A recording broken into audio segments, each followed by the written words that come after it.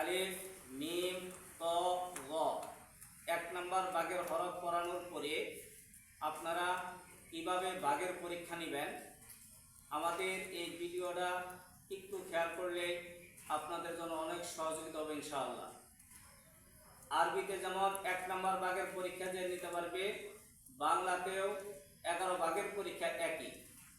ওইরকমভাবে ইংরেজিতেও 5 ভাগের পরীক্ষা একই নিয়মে।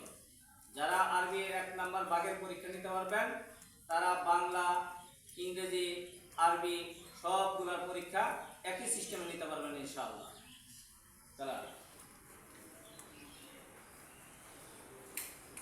সকলে বোর্ডে দেখতে থাকেন।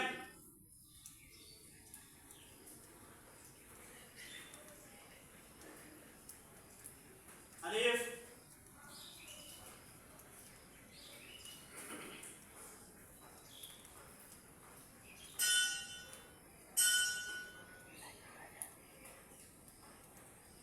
মিম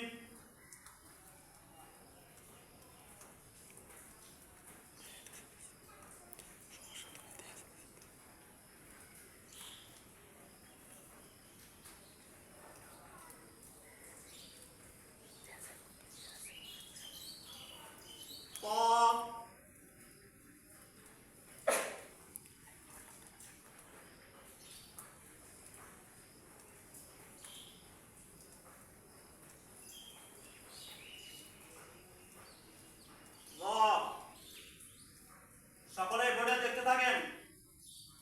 বলেন আলিফ মিম ত গ সোজাভাবে 5-7 বার। গ ক মিম আলিফ উল্টা ভাবে 5-7 বার। ক মিম গ আলিফ উল্টা পাল্টা কয়েকবার। একজন দাঁড়ান। বলেন আলিফ মিম ক গ গ ক মিম আলিফ গ মিম আলিফ ক বসেন। প্রত্যেক ছাত্র ছাত্রীর কাছ থেকে পরীক্ষা নিতে হবে।